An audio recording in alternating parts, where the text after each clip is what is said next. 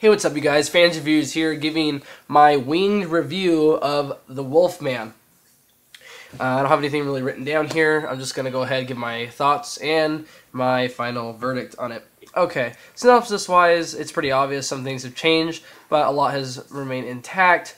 This film this time around focuses more on a father-son type story via Benicio del Toro playing Lawrence, a traveling Broadway actor returning home after the death of his brother. Of course, you can guess the brother was bitten by a werewolf, yada yada yada.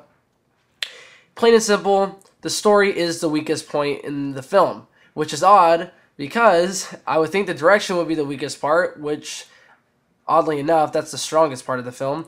I would think the direction would be the weakest part of the film, considering Joe Johnston came on the film 3 weeks prior to actually filming, and for coming on 3 weeks prior to the actual filming date, I have to say he did very, very, very good.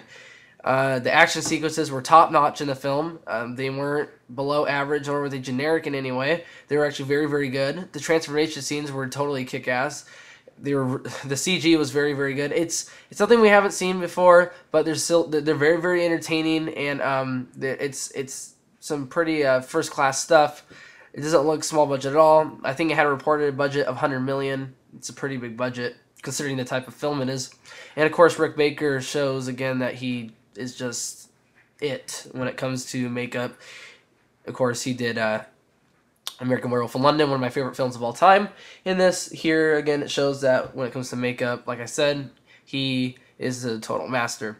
Anyway, enough from some of the technical stuff of the film. The acting. Now, Benicio del Toro's acting is very, very good in it. I wouldn't expect less from Benicio del Toro.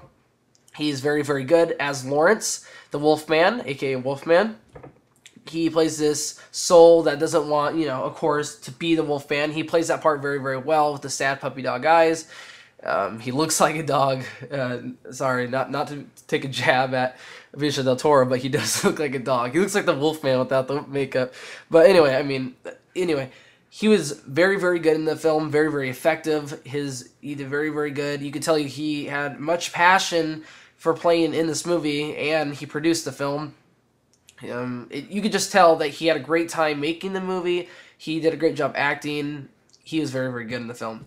Emily Blunt, on the other hand, I was a little underwhelmed by her performance. I really didn't feel a need for her to be casted. I thought that was kind of a miscast with Emily Blunt because she's actually a pretty first-class actress. She's pretty, very good, very well-known. And I really think you could have gotten really a no-name actor or an actor who has been, in things but is not really recognized. I think you could have gotten somebody like that to play the love interest in the film and really made the role affecting. So this female could have a breakthrough role through this film. I really just didn't see a need for having such a big actress such as Emily Blunt play the love interest. I really didn't see because, spoilers sort of, she's not in the film a whole lot. And she is a big focal point in it. But as I said, I don't think there's very many scenes that emotionally needed someone like her to play in the film. So I was a little underwhelmed by Emily Blunt in the movie. Now, moving on to my favorite acting piece in the movie, actually, even though I just raved about Benicio del Toro, Hugo Weaving totally steals every scene he's in. Hugo Weaving is absolutely brilliant in everything I've seen him in. V for Vendetta, The Matrix. The dude is totally awesome here.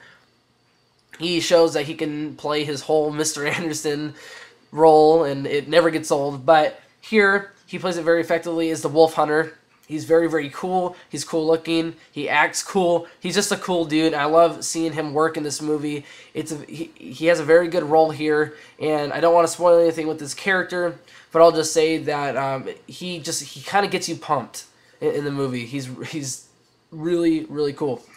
Okay, last but not least, Sir Anthony Hopkins. Anyway, sorry, Sir Anthony Hopkins. Sir Anthony Hopkins is good in the movie. I think he plays he's a little too menacing in certain scenes. The way he acts in the film, it's a little cheeseball at certain points, but but he is effective enough in the movie. And again, another thing with Anthony Hopkins, it's as if, okay, we need an old white dude in the movie, so let's cast Anthony Hopkins. I mean, I can understand why they had Anthony Hopkins in this movie, but such a huge cast kind of makes me think that, you know, because of the directing and the huge cast, it's what makes this movie work. That's where I'm getting at. It had such a weak script, in my opinion. I mean, I understand. There's not much you can really expect from this kind of movie, a Wolfman movie. I understand that. But the thing is a lot of things are kind of muddled. There's, I don't know, just a few things that just I could do without with the script. It felt like a rushed script. And it's not necessarily a terrible script, but it's very underwhelming considering it has such a big cast and some pretty damn impressive direction that it feels as if they had to get all these things to cover up a pretty poor script. Now, did I like the movie? Yes, I did like the movie. I didn't think it was great. I didn't think it was terrible, but I thought it was good. It was not a great movie, but it was a good movie. It is a 3 out of 4. That's my verdict. And the reason why you should see this is, in my opinion, for Hugo Weaving in just, of course, these fantastic transformation sequences and some really cool pop-out sequences and action sequences, and some pretty good acting, some pretty good emotional scenes here and there. And one thing I forgot to mention is the overall tone of the film is flat out fabulous. It drives the movie, this gothic architecture, 1800s, I don't know, correct me if I'm wrong, sorry, I don't know. Old London Gothic architecture. It's very, very, very cool looking, and it's what essentially drives the movie. And it's a 3 out of 4 for me, and I am recommending it. It's a good, entertaining flick. It's not the best movie to come out so far in 2010, but definitely a very, very entertaining film, and I think you should go see it. Okay, this has been a fan's review, first one that I've winged, so I'm sorry if I've mumbled a little bit or I've said a lot. Sorry about that. Anyway, hope you enjoyed this review, and I will be coming up with more reviews of movies, toys, and games. Coming out with my second game review. I always say games. I've only have one game review, but I'm coming out with my BioShock 2 review pretty soon. So look forward to that, and of course more Avatar videos that I will be coming out with, and the tutorial video is in the works. Forgive me, it's coming up. Anyway, thanks again.